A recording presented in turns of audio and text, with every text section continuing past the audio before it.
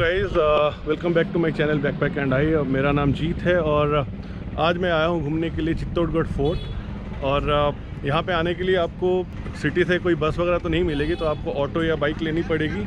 और ऑटो आपको कुछ 100-150 रुपये में मिल सकती है। और यहाँ आने के बाद अगर आप पूरा फोर्ट घूमना चाहते हैं बाई ऑटो, तो वो 400-500 रुपये में भी आपको घुमा सकते हैं। तो हालांकि मैंने यहाँ पे तो ऐसे ऑटो में ही आया, और यहाँ आने के बाद पता चला कि यहाँ पे आप बाइक पे भी घूम सकते हैं विद गाइड। तो मैं इस भाई से गाइड लिया हुआ हूँ, तो ये मेरे को अभी पूरा फोर्ट दिखाएंगे और इसका हिस्ट्री भी बताएंगे। और ये फोर्ट जो है कुछ 13 किलोमीटर डिस्टेंस पे फैला हुआ है, तो काफ़ी बड़ा फोर्ट है और एशिया का सबसे बड़ा फोर्ट यही माना जाता है। और इसलिए इस वीडियो को मैं 2 या 3 पार्ट में दिखाऊंगा आपको पूरा इतिहास के साथ, क्योंकि अगर एक वीडियो में इस पूरा फोर्ट दिखाया तो बहुत लंबा वीडियो हो जाएगा। चलिए फिर घूमते हैं किला, चित्तौड़गढ़ किला।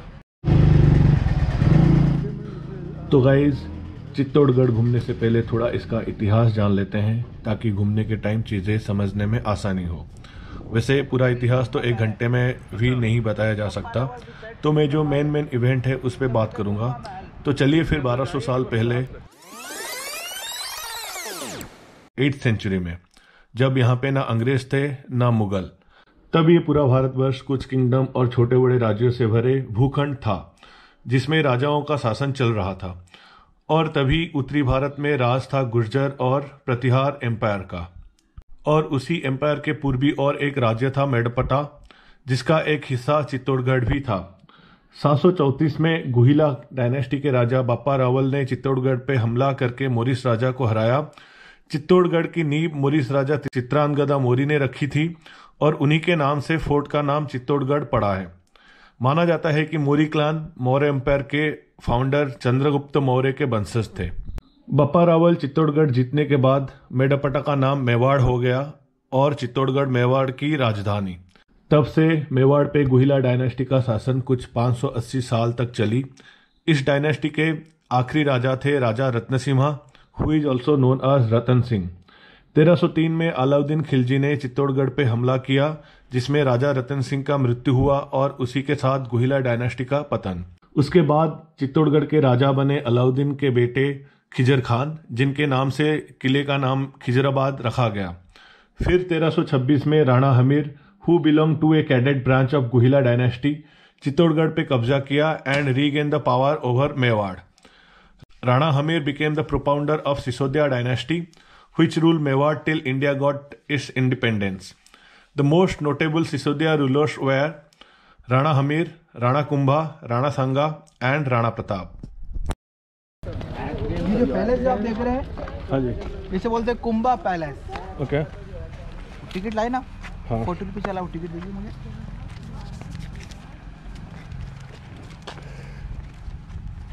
सर ये स्टैंड बंद कर दो, सर स्टैंड बंद कर दो। वीडियो बनाता है, फिर आप बता देना जो भी है।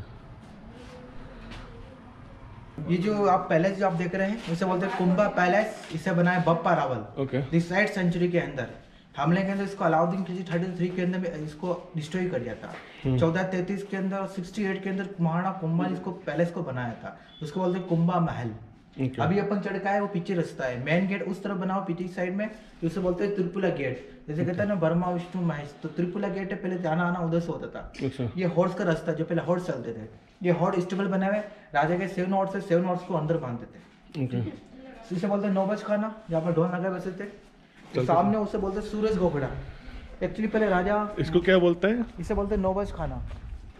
नवाज खाना। हाँ, सामने उसे बोलते हैं सूरज गोखड़ा। राजा महाराजा पहले सूर्यवंशी थे। सूर्यवंशी सूर्य की पूजा करते थे, तभी भोजन और पानी धारण करेंगे। अगर सूर्य उदय नहीं होगा, बारिश का मौसम होता है, 2-2 3 दिन से सूर्य उदय नहीं होगा। अगर सूर्य उदय नहीं होगा तो भोजन पानी धारण नहीं करेंगे। अगर भोजन पानी धारण नहीं करेंगे तो दुश्मन से लड़ेंगे नहीं, कैसे? भोजन पानी। अच्छा। तो उन्होंने क्या किया, 3-4 किलो की सोने का सूरज बनाया, तो उसको मार के फ्रंट गेट है कुंभा पैलेस का, जो जाना आना इधर से होता था। अच्छा, ठीक है। वैसे जितना मैं भी पढ़ा था, ये ऊपर जो क्या बना है, इसको क्या बोलते हैं? गुम्बद जो बना हुआ है, ये बाद में मुगलों ने बनाया था, राइट? जी। क्योंकि पहले सिर्फ वो था, प्लेन था, राइट? ओके।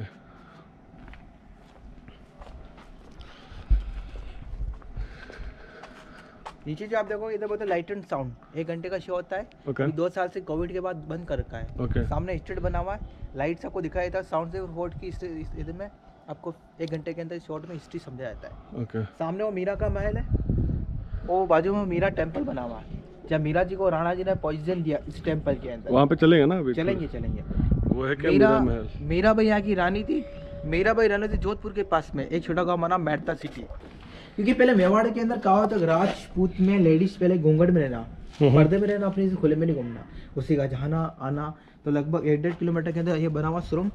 तो ये सुरंग अभी खुला है? नहीं सर, अभी एसआई वालों ने बंद कर दिया, आर्कियो डिपार्टमेंट। अच्छा। क्योंकि आने समय में जनरेशन की पीढ़ी आएगी, अंदर भटकेगी नहीं, अंदर जाएगी नहीं, तो गवर्नमेंट ने सुरंग को पैक कर दिया। तो ये सुरंग किस लिए बना था? ये रानी पद्मिनी का जाना आना होता था। अच्छा। कभी भी हमला होगा तो अपने बचाव के लिए एक पैलेस से दूसरे पैलेस पे जाना, और रानी के जाना आना होता था। आगे पैलेस बना हुआ एक गौमुख कुंड पानी का झील है, रानी पद्मिनी स्नान करने के लिए आती थी, तो अंडरग्राउंड टनल से आना होता था। अच्छा। अपनी इसी खुले से बाहर नहीं निकलती थी। सामने बना वॉशरूम, लेटरिन बाथरूम, सामने एक वॉशरूम बना हुआ। ओके। एक कमरा बना ड्रेसिंग रूम।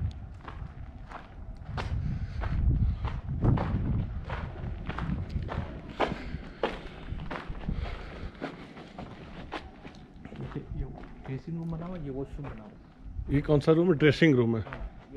इस मेवाड़ में 17 किले थे। अकबर से सारे किले जीत गए थे, केवल 2 किले जीत नहीं पाए, एक चित्तौड़गढ़ किला, एक कोटाबाद में बूंदी फोर्ट।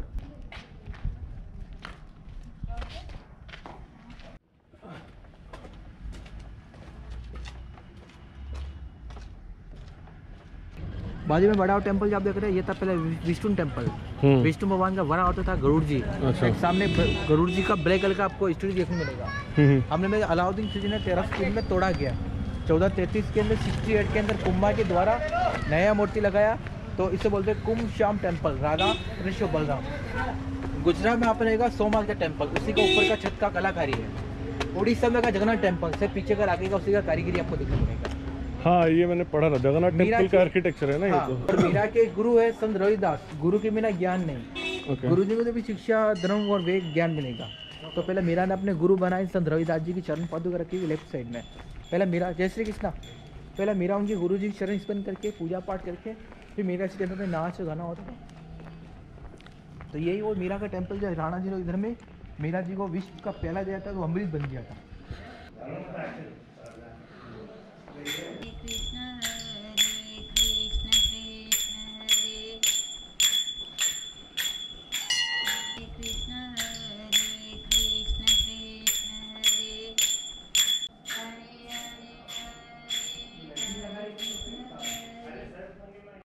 गाइस, ये है कुंभ श्याम टेम्पल। इस मंदिर के आगे का अर्धमंडप का आर्किटेक्चर गुजरात के सोमनाथ टेम्पल से और पूर्ण मंडप का आर्किटेक्चर उड़ीसा के जगन्नाथ टेम्पल से प्रभावित है। वैसे इस मंदिर को 8th सेंचुरी में बनाया गया था, पर 1303 में अलाउद्दीन खिलजी ने इसको तोड़ दिया था। फिर 15th सेंचुरी में पत्नी मीराबाई के कहने से राणा कुंभा ने इस मंदिर को दोबारा से बनाया, और उन्हीं के नाम से इस मंदिर का नाम कुंभ श्याम टेम्पल रखा गया है।